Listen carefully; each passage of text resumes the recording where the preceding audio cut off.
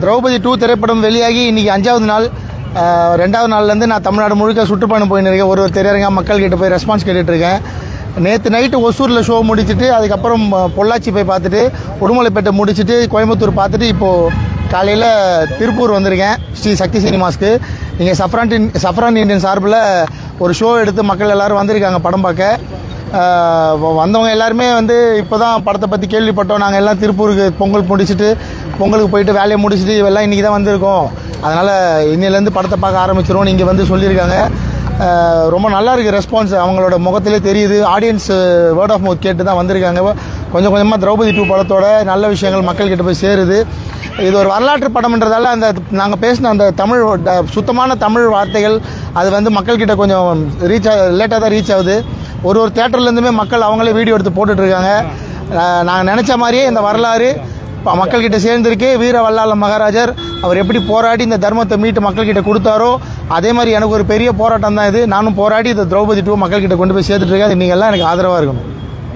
நீங்கள் இது வீடியோ ஒன்று வெளியிட்டிருந்தீங்க, ஒரு வருத்தம் ஒரு வீடியோ ஒன்று, என்ன மாதிரியான காரணங்கள்? ஆனால் அது வருத்தம் என்னன்னா, இப்போ நாங்கள் பொங்கல் வெளியிட வரதா இருந்தோம். பொங்கல் வெளியிடுன்னு ரொம்ப பெருசாக விளம்பரம் பண்ணிட்டோம். அது நெருக்கடி காரணமாக பொங்கலுக்கு வர முடியல. நல்ல தேரங்கள் திடீர்னு கார்த்திக் சார் படம் வாவாதியார் வந்ததால், அப்புறம் 23 அடுத்த வாரமே வந்ததால் அந்த 23ஆம் தேதியை மக்கள்கிட்ட கொண்டு போய் சேர்க்க முடியலன்னு. எப்போவுமே எனக்குன்னு ஒரு பெரிய ஆடியன்ஸ் இருக்காங்க, ஒரு பெரிய ரெஸ்பான்ஸ் இருக்கும் என் படத்துக்கு. என்னால் அவங்ககிட்டயே இப்போ இந்த 23ஆம் தேதியை சேர்க்க முடியல. அதுக்கப்புறம் நான் அந்த வீடியோ போட்டதுக்கப்புறம் தான் நான் மக்கள்கிட்ட போய் அந்த வீடியோ சேர்ந்து தான் இப்போ வந்து அடுத்த 3 நாளாக நல்லா போயிட்டுருக்கு படம். நிஜமாலே அந்த வீடியோ வந்து மிகப்பெரிய ஒரு உதவி தான் பண்ணியிருக்கு எனக்கு. அதுக்கு என்ன காரணம்னா, அஜித் சார் படம் இவ்வளோ பெருசாக ரிலீஸ் ஆகி போகும்னு நான் பெரிய அஜித் ரசிகர் தான், நானே எதிர்பார்க்கல. மக்கள் வந்து இப்படி கொண்டாடுவாங்க மங்காத்தாவன்னு. அது என்ன பண்ணுறது, நம்ம காலம்தான், அது வந்து சொல்ல முடியல. இருந்தாலும் இந்த நேரத்தில் நான் மங்காத்தா குழுவினருக்கும் வாழ்த்து சொல்லிடுறேன். ஆனால் பட் இருந்தாலும் இவ்வளோ குறைந்த பொருட்செலவில் இவ்வளோ பெரிய ஒரு அருமையான வரலாற்று படத்தை கொடுத்துருக்கீங்கன்னு சொல்லி மக்கள்கிட்ட இன்னும் அது ஒரு நேர்மறை கருத்தாக தானே போய்கிட்டு இருக்கு. ஆனால் அதான் சொல்கிறேன், வேர்ட் ஆஃப் மவுத் தான் இப்போ எங்களை வந்து கொண்டு போய் சேர்க்குது. ஏன்னா நாங்கள் பண்ண விளம்பரம் எல்லாமே பொங்கலுக்கு முன்னாடி அப்போ தான், அதுக்கப்புறம் விளம்பரம் நாங்கள் பண்ணுறது இல்லை. இது ஃபுல்லாகவே இப்போ மக்களோட படமாக மாறி மக்கள் தான் கொண்டாடின்னு இருக்காங்க. இப்போ எல்லா ஊர்லேயுமே வந்து அந்த ஊர் மக்களே சேர்ந்து ஒரு தேட்டரு ஒரு ஷோவாக வாங்கி கூட்டமாக போயிட்டுருக்காங்க. நான் போகிற இடம்லாம் பதிவு பண்ணி தான் இருக்கேன். இதில் கொஞ்சம் என்ன ஆயிடுச்சுன்னா, நாங்கள் முதல் 2 நாள் கொஞ்சம் அந்த மங்காத்தாவோட உயரத்தில் எதிரிகள் நிறைய பேர் வந்து அவங்க நிறைய சூழ்ச்சியை கிளப்பி விட்டாங்க. இஷ்டத்துக்கும் அவதூறு கிளப்பி படம் ரொம்ப ஸ்லோவாக இருக்குது, வந்து தொய்வாக இருக்குது, அப்படி இப்படின்னு கிளப்பி விட்டாங்க. அதுக்கப்புறம் மக்கள் படம் பார்த்ததுக்கப்புறம் தான் எல்லாம் நடந்துட்டு. IMDbயில் கூட முதல் 2 நாள் பார்த்தவங்க ரேட்டிங் வந்து 1000 பேர் கிட்டத்தட்ட ஒரு 9 பாயிண்ட்ஸ் கொடுத்துருந்தாங்க. வேணும்னே ஒரு 500 பேர் இறங்கி ஒரே மணி நேரத்தில் அந்த வந்து அப்படியே அந்த ரேட்டிங் வந்து வீழ்ச்சி கொண்டு வராங்க. இப்போ திரும்ப அது வந்து ரைஸ் ஆகுது. இந்த மாதிரி எப்போவுமே என் படத்துக்கு இந்த மாதிரி பிரச்சனை இருக்குது. அது ஏன் அப்படி இருக்குன்னு எனக்கும் புரிஞ்சிக்க முடியல. இப்போ இந்த வல்லாள மகாராஜா கதை எடுத்திருக்கீங்க, அதில் வந்து அவர் தோலை உறுத்து தொங்க விட்ட மாதிரி மனித கறி சாப்பிட்ற மாதிரி சீன்ஸ் எல்லாம் வச்சுருக்கீங்க. அது எப்படி மக்கள் மத்தியில் எந்த மாதிரி? ஆனால் இது வரலாறுல உண்மையிலேயே அந்த தோலை உறுத்தி தொங்க விட்டுருவோம். நம்ம இப்போ கோவத்தில் சொல்கிறோம்ல பெரியவங்களா, அந்த வார்த்தை வந்து உருவானது அந்த வல்லாள மகாராஜாவை அந்த மதுரை சுல்தான் தம்கானி வந்து அவரை உள்ளே இருக்கிற அந்த சதைகள்லாம் எடுத்துகிட்டு வெறும் தோலை வந்து மதுரையில் தொங்க விட்டது தான் வரலாறு. அது வந்து மதுரை கோயிலே நடந்த சம்பவம். அது நான் படத்தில் கோயிலாக காட்டாமல் அது காடாக காட்டியிருப்பேன். அதுக்கப்புறம் மனித மாமிசம் சாப்பிட்றதுன்றது வந்து த சுல்தானேட் அப்படின்ற ஒரு புத்தகத்தில் டெல்லி சுல்தான் பற்றி ஒரு பெரிய பதிவே இருக்குது. அது ஆவணப்படுத்தப்பட்ட பதிவு. அது வந்து நான் என் இஷ்டத்துக்கு சொல்லலை.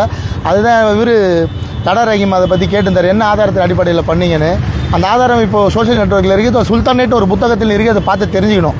எதுவும் அவதூறு கலப்பணும்னா எனக்கு வந்து இந்த படம் வந்து துர்க்கர்கள் பற்றிய கதை தான் சொல்லியிருந்தேன். துருக்கியிலேருந்து இங்கே வந்து படம் எடுத்தவங்க பார்த்தின அவங்க தான் இந்த படத்தில் எதிரியாக இருந்திருக்காங்க. அப்போ நம்மளை அடிமைப்படுத்த முயற்சி பண்ணாங்கன்னு.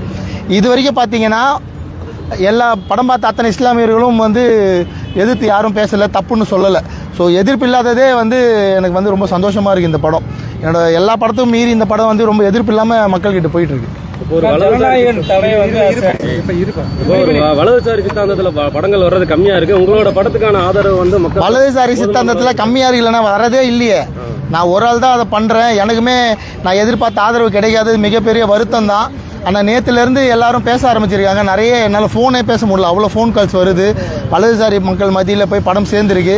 இது வலதுசாரி மக்கள் மட்டும் பார்க்கக்கூடிய படம் இல்லைண்ணே, நான் அந்த மாதிரி இதில் எதுவும் சொல்லலை.